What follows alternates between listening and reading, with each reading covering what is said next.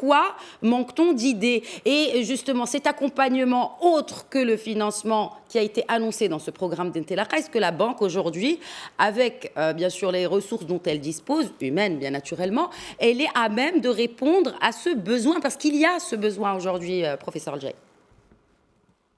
Alors tout à fait, donc comme vous savez, le produit Intelaka, c'est un petit peu, il faut quand même revenir au discours de Sa Majesté, qui a un petit peu interpellé le banc, il y a pratiquement, pas cette entrée parlementaire, mais la rentrée d'avant, et qui a souhaité et qui a donc donné ses instructions pour que le système bancaire accompagne les jeunes diplômés et non diplômés qui sont porteurs de projets, les jeunes de l'Office de formation professionnelle, les universitaires qui ont des projets.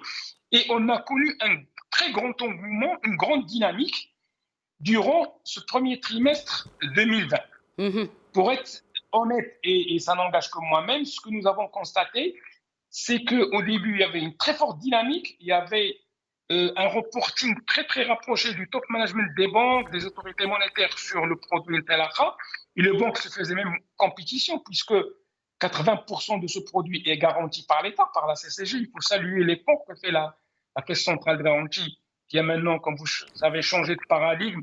C'est devenu même une société nationale donc, de garantie et de financement. Elle peut même financer les projets. Il se trouve que cette pandémie, comme je l'ai dit et comme tout le monde le sait, a perturbé un petit peu tous les paradigmes et les paramètres.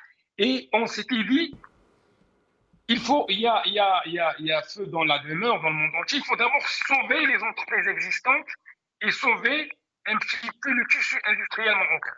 D'où la mise en place du financement oxygène, et tous les efforts ont été consacrés au produit oxygène, Daman Oxygène. Et c'est ça un petit peu qui a ralenti la machine.